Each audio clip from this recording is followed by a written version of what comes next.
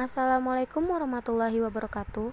Kami dari kelompok 9 akan menjelaskan hasil diskusi dari kelompok kami mengenai jenis desain penelitian kuantitatif eksperimen dan non-eksperimen. I wanna hear you sing it. Hey, mama, don't stress your mind. We coming home tonight.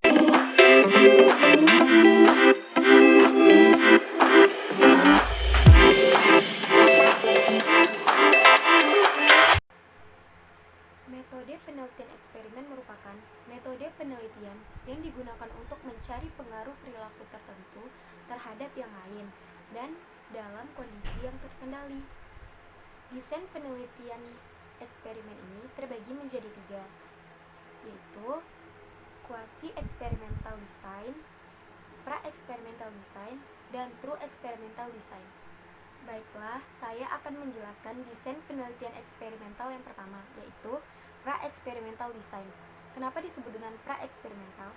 Karena belum merupakan eksperimen yang sesungguhnya, serta masih terdapat variabel luar yang ikut berpengaruh terhadap terbentuknya variabel dependen. Pra-experimental design sendiri terbagi menjadi 3. Yang pertama yaitu one-shot case study, yaitu di mana dalam desain penelitian ini terdapat suatu kelompok subjek yang dikenakan perlakuan atau treatment. Lalu setelahnya dilakukan pengukuran terhadap variabel tergantung. Yang kedua, ada one group pretest post-test design. Nah, dalam rancangan ini digunakan satu kelompok sebagai subjek. Pertama-tama dilakukan pengukuran, kemudian dilakukan pengukuran untuk kedua kalinya. Misalnya, kalau pada desain A tidak ada pretest, maka pada desain ini terdapat pretest sebelum perlakuan.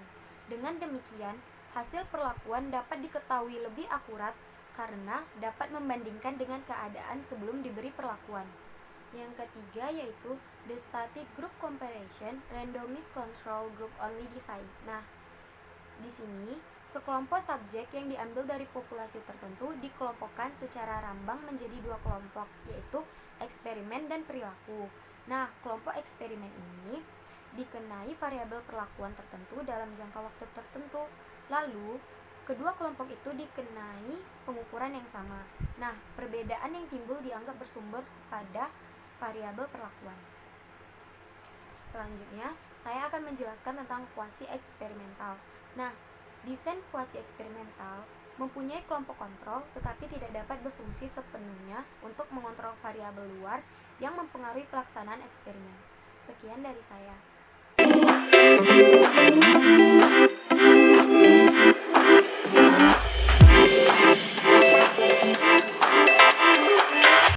Assalamualaikum warahmatullahi wabarakatuh. Saya Zara Anifa dengan NIM 19011-342. Di sini saya akan menjelaskan tentang eksperimen semu dan eksperimen murni. Yang pertama, eksperimen semu atau sering disebut eksperimen kuasi. Eksperimen kuasi ini adalah eksperimen yang memiliki perlakuan, pengukuran dampak, dan unit eksperimen, tapi tidak menggunakan penempatan secara acak. Disebut eksperimen semu karena eksperimen ini tuh belum atau tidak memiliki rancangan eksperimen yang sebenarnya. Karena variabel yang seharusnya dikontrol atau dimanipulasi. Oleh sebab itu, validitas penelitian menjadi kurang cukup untuk disebut sebagai eksperimen yang sebenarnya.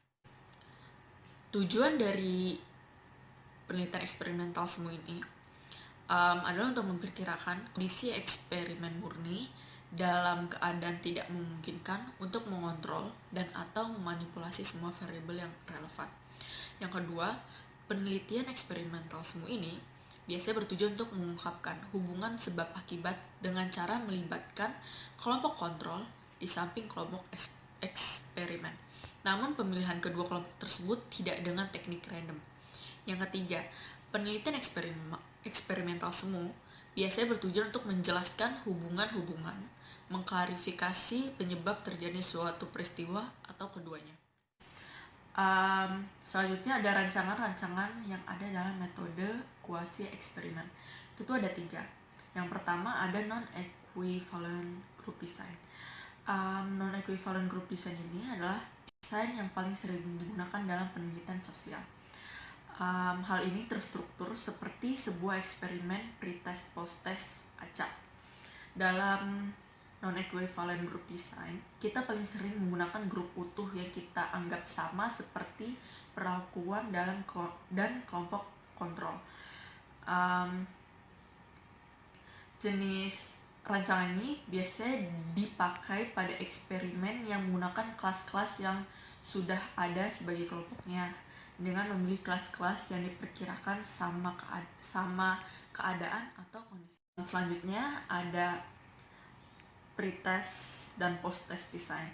Dari banyak desain eksperimental yang sebenarnya, pretest atau post-test design metode yang disukai untuk membandingkan kelompok peserta dan mengukur tingkat perubahan yang terjadi sebagai hasil dari perlakuan.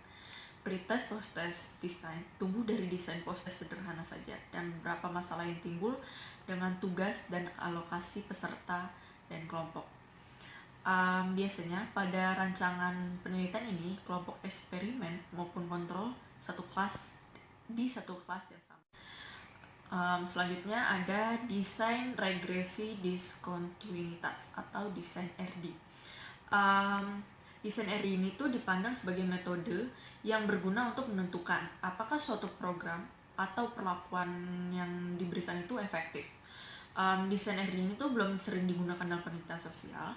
Penerapan yang paling umum adalah dalam evaluasi pendidikan kompensasi, di mana sekolah anak-anak yang peroleh nilai yang jatuh atau nilai yang di bawah KKM yang telah ditentukan sebelumnya ditugaskan untuk melakukan pelatihan perbaikan yang dirancang untuk meningkatkan kerja mereka. Biasanya kalau di sekolah contoh tuh kayak remedial.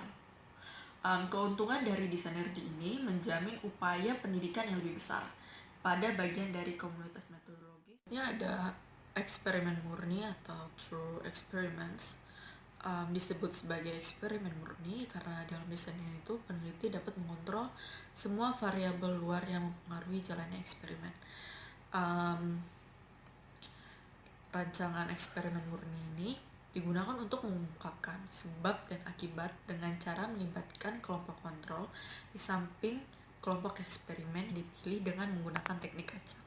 Oleh sebab itu, rancangan ini relatif paling cermat dalam mengungkapkan hubungan sebab akibat antar variabel.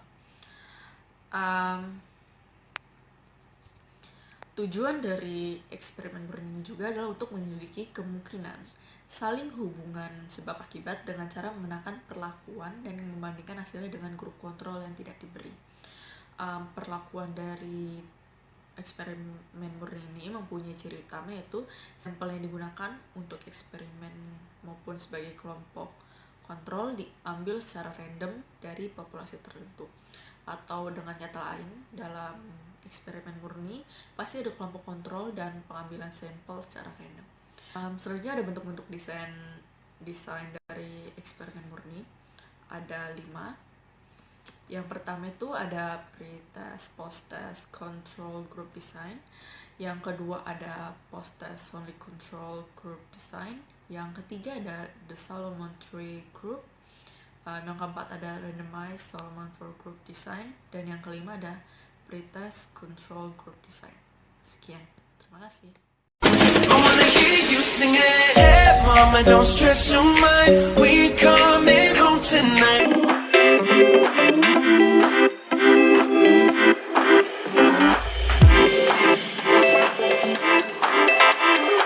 Assalamualaikum warahmatullahi wabarakatuh. Saya Farhan Lauhil akan mencoba menjelaskan tentang penelitian deskriptif.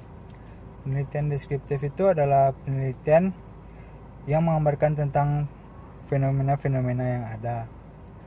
Penelitian deskriptif itu tergolong atas 2. Yang pertama adalah penelitian longitudinal. Penelitian longitudinal itu adalah penelitian metode perkembangan yang waktu penelitiannya itu berlangsung lama. Yang kedua adalah penelitian cross-seksional. Penelitian cross-seksional tersebut adalah penelitian dalam satu tahapan atau periode waktu tertentu.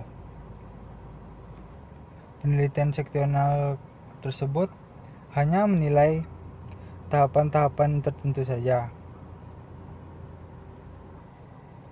Yang kedua adalah penelitian survei. Penelitian survei tersebut adalah penelitian yang yang mengumpulkan opini-opini dari suatu kelompok. Opini tersebut dikumpulkan melalui pertanyaan-pertanyaan, yaitu pertanyaan-pertanyaan lisan atau tulisan. Dan yang ketiga adalah penelitian perbandingan kausal. Penelitian perbandingan kausal tersebut bertujuan untuk meneliti hubungan sebab akibat atau kemungkinan hubungan sebab akibat dengan cara mengamati akibat yang ada dan mencari kembali faktor-faktor yang mungkin menyebabkan dari akibat itu melalui pengumpulan data tertentu. Penelitian perbandingan kausal ini bersifat ex post facto, yaitu data dikumpulkan setelah semua peristiwa yang dipermasalahkan berlalu. Misalnya, yang pertama adalah penelitian tentang pemberian ASI eksklusif pada bayi selama 6 bulan yang menyebabkan bayi tersebut sehat.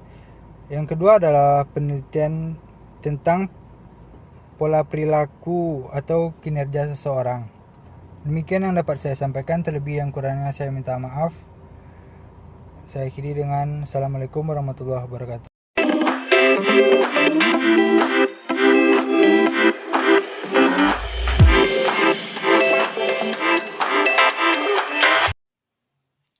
Baiklah, saya Rosa Maniar akan melanjutkan beberapa metode penelitian kuantitatif yang bersifat non-eksperimental, yaitu ada penelitian komparatif. Di sini, penelitian komparatif ini diarahkan untuk mengetahui perbedaan dua kelompok atau lebih dalam variabel yang diteliti. Penelitian ini tidak dapat dimanipulasi karena penelitian ini dilakukan secara alamiah dalam mengumpulkan data dengan menggunakan instrumen yang bersifat mengukur. Kemudian, desain penelitian kausal komparatif ini dapat dibedakan menjadi dua, yaitu desain penelitian cohort dan desain penelitian kasus kontrol. Kemudian, ada penelitian korelasional. Penelitian korelasional ini ialah penelitian yang menghubungkan variabel satu dengan variabel yang lainnya, kemudian mengujinya secara statistik. Keuntungan dari penelitian korelasi ini biasanya relatif lebih mudah, lebih cepat, dan inexpensive way dalam memperoleh dan juga memproses data yang digunakan untuk menginvestigasi hubungan-hubungan variabel yang diteliti. Kemudian, yang terakhir ada penelitian tindakan.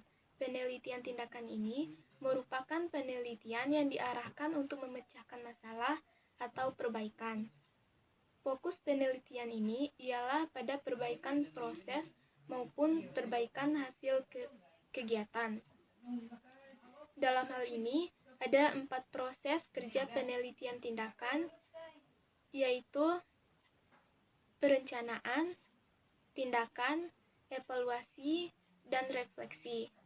Kemudian baru dilakukan perencanaan ulang, evaluasi ulang, dan juga refleksi ulang.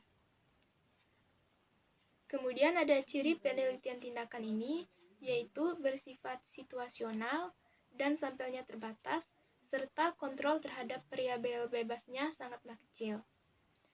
Mungkin hanya itu saja materi dari saya.